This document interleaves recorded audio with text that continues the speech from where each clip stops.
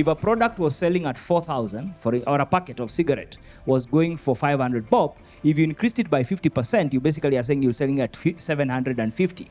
Now that's significant, But what we have achieved so far is, 10 shillings, 20 shillings, 40 shillings. One will almost argue is marginal.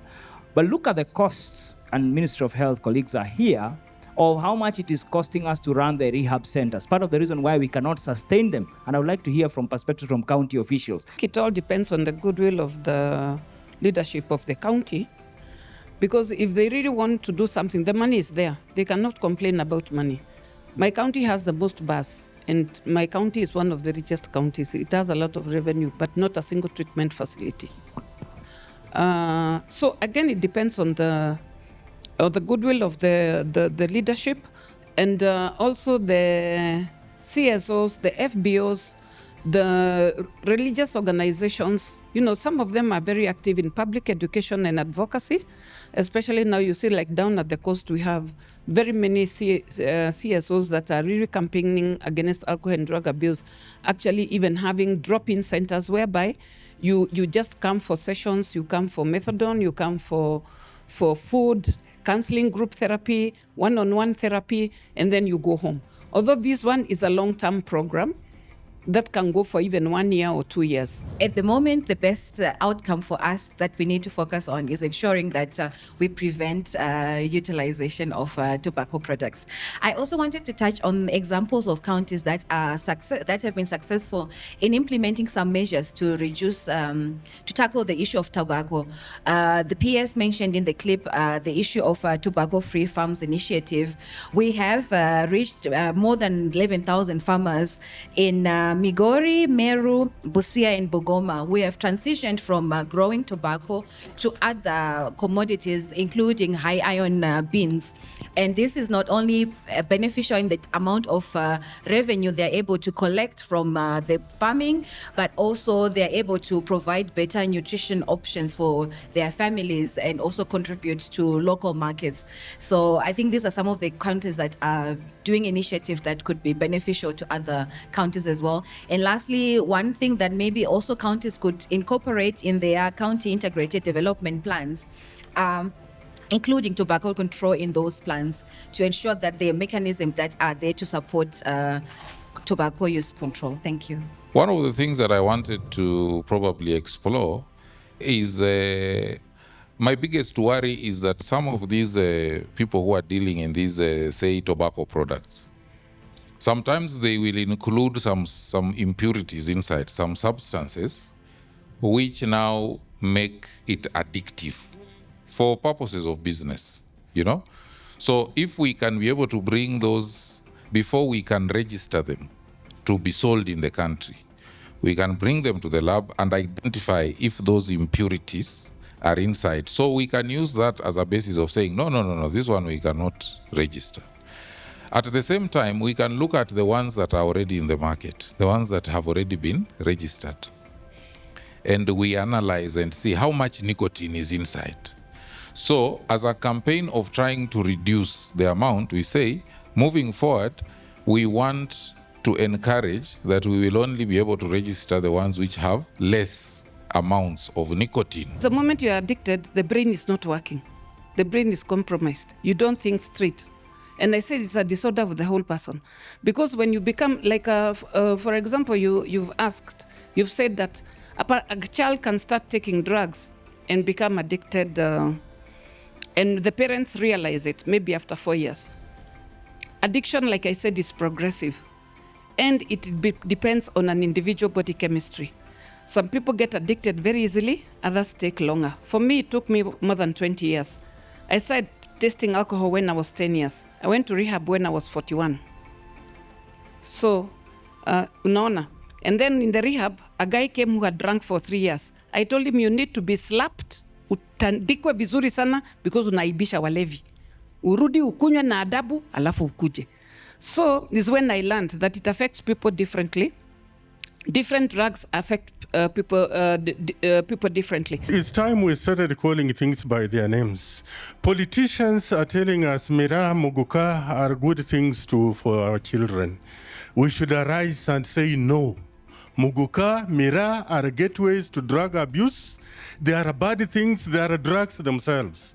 So let's tell them also, our MPs, our MCAs, our president, everybody who is saying Mira is good, we tell them Mira is bad. Because that is one thing that he also talked about.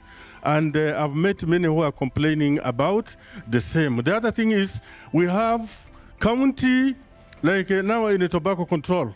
We used to have district enforcement teams where we were represented as CSOs. We want county teams to be also there this time.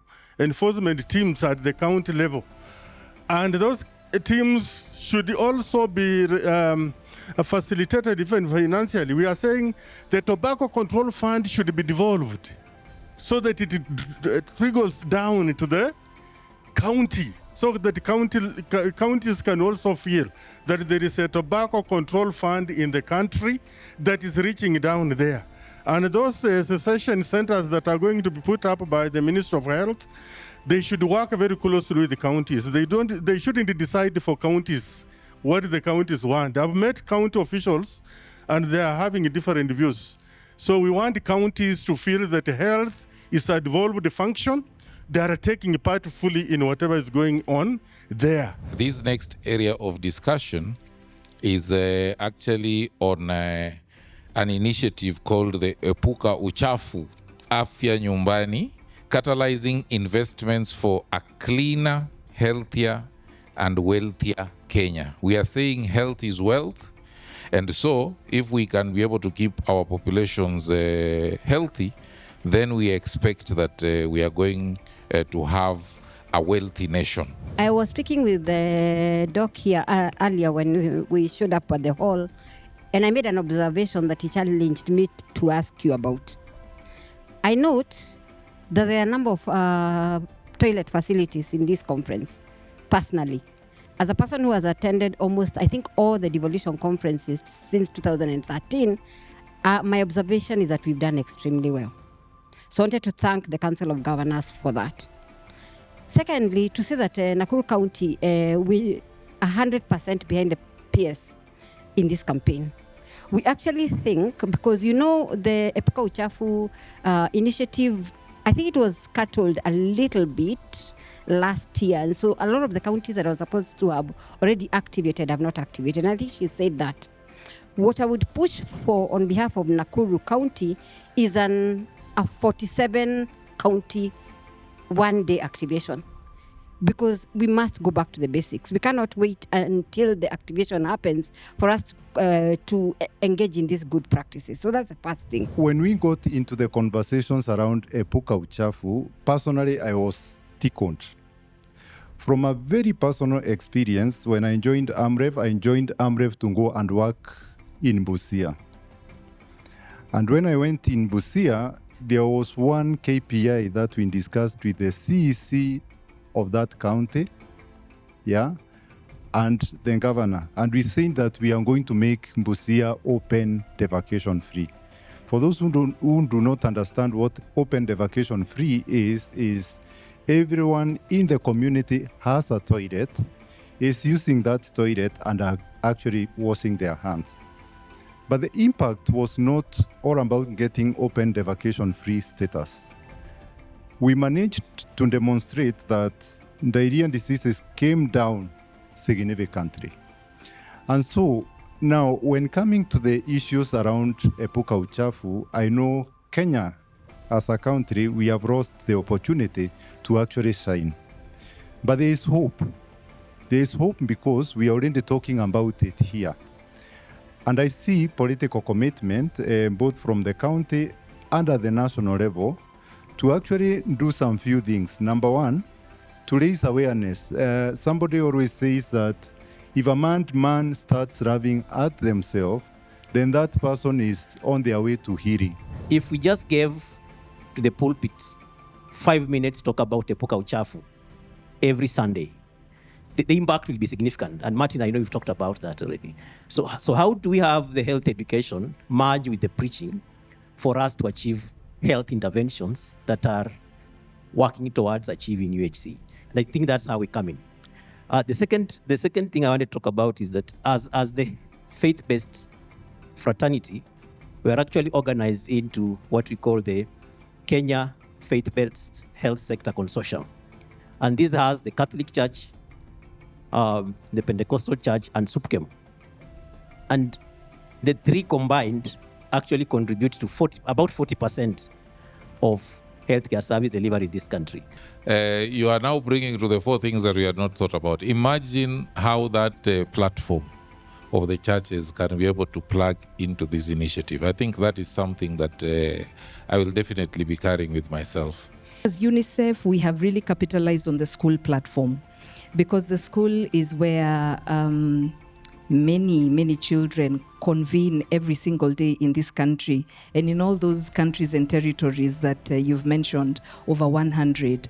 And with the right message, with the right skills, with the right environment, with role modeling, they are very powerful agents of change. And in the country, we have experience of some of the programs or initiatives using children, using schools.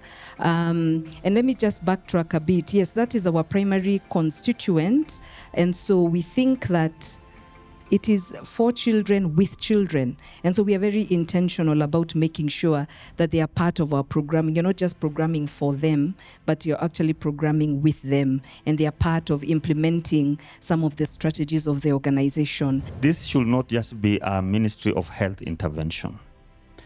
But at the school, that is where the young age at ECD will start the behavior change at early childhood development. And the way they are learning A, B, C, D, they are also learning about hygiene. They are also learning about sanitation. And it becomes part of their system. Right now here is that for us, probably this age, the way we were used to littering and doing everything, it will be very little to change. So for me, the thing here is that at what point do we curriculum? We look at the teachers training colleges and we start revising their curriculum just to add an element of epuka, uchafu, or whichever way we'll want. And then it becomes part of early childhood development curriculum. If we say we are doing this, we are rolling out this initiative, I must lead by example. One of the things that I'm persuaded that we are not doing well as a government, I mean across the counties, is leveraging on existing mechanisms such as the WASCOs. You know, in Nakuru we have NARWASCO, NAWASCO. I'm sure you all have those. But then how is it that they provide water, but they don't provide it for free in the schools? And so we have to struggle to figure out how the schools are going to get access to water. So it is one thing to say tunawa mikono, it's another thing to say is the water available. We really need to look at it, and of course this has happened in many other countries, and of course even in some of our towns in this country, you'll walk in some of these towns and you'll be embarrassed if you want to litter that town. And I will tell you, you'll keep that litter in your pocket because of the behavior and what people else is doing around you. So what I want to say in that this starts with me to be able to achieve this initiative, and of course this is a collective responsibility, and remind each other in terms of ensuring that we have a clean and healthy environment to live in, so that we can also reduce the upsurge of the diseases, and of course reduce the burden of treatment at the end of the day. Thank you very much. I want to encourage us that this one, we should ensure that we sustain this momentum to make an environmental cleanliness a daily habit, not a ceremonial occasion. Let us invest in preventive health, protect our people, and build a healthier, wealthier Kenya. Recently, Migori County was honored to host the first NutriWash conference, and the resolutions from this conference complement the Epuka Nyumbani initiative, Epuka Uchafu initiative.